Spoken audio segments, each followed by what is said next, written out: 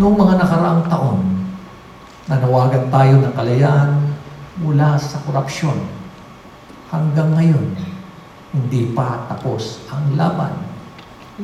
Hindi pa naikukulong si former Speaker Romualdez, sila Saldico, sila Garjola, at napakarami pa.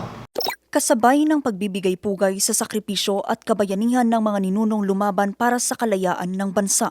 Ito ang naging mensahe ni Baguio City Mayor Benjamin Magalong sa paggunita ng ika-128 na Araw ng Kalayaan.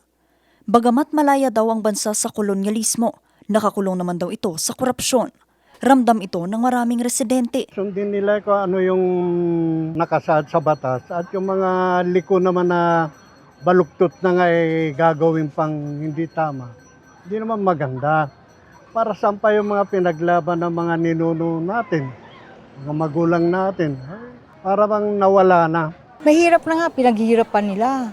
Kasi yung pera, silang nakinabang. Ayon sa Transparency International at iba pang good governance advocates, ang korupsyon ay nagdudulot ng pagkawala ng pondo para sana sa mga pangunahing serbisyo tulad ng edukasyon, kalusugan at mga proyektong pang-infrastruktura. Dahil dito naniniwala mga opisyal na ang paglaban ng korupsyon ay hindi lamang responsibilidad ng pamahalaan, kundi ng bawat mamamayan. Kaya ngayon, hindi na sapat lamang ang kalayaan mula sa korupsyon. Kailangan din nating paglaban ang kalayaan mula sa kawalan ng hustisya at dignidad. At siguro ang tanong natin, bakit natin ito ginagawa? Dahil gusto natin mabigyan ng magandang kinabukasan ng ating mga kabataan na nandirito ngayon.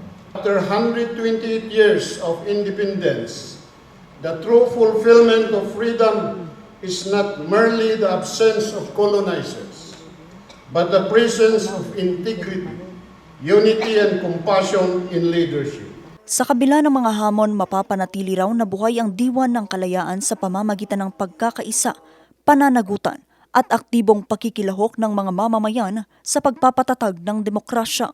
Samantala, nagsagawa rin ng Kalayaan Job Fair ang Department of Labor and Employment o DOLE sa Baguio City ngayong araw. Aabot sa 35 pribadong kumpanya ang nakilahok sa aktibidad na nag-alok ng libo-libong trabaho. Tanghali pa lamang, umabot na sa 63 ang hired on the spot.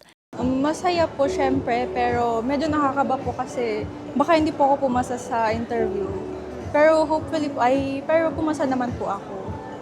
Kaya medyo overwhelmed po tsaka kinakabahan. Bilang fresh graduate po na estudyante, pwede po makakaipon tayo for financial. Para sa susunod po is pwede mag-enroll po yung mga estudyante at magagamit nila yung mga pinaghirapan nila para makatapos sa pag-aaral. Ayon kay DOLE Card Regional Director Imelda Romanillos, layunin ng mga job fair na mailapit ang mga manggagawa sa mga potensyal na employer at mabawasan ang bilang ng mga walang trabaho sa rehiyon. Gusto namin i-beat yung record. Last year kasi nasa 45 lang, something like that, yung hard on the spot. And then yung May 1 natin, although dalawang venue yon, 144, we are praying na mahigitan yung 144 na yon na naitala ng May 1 sa hard on the spot.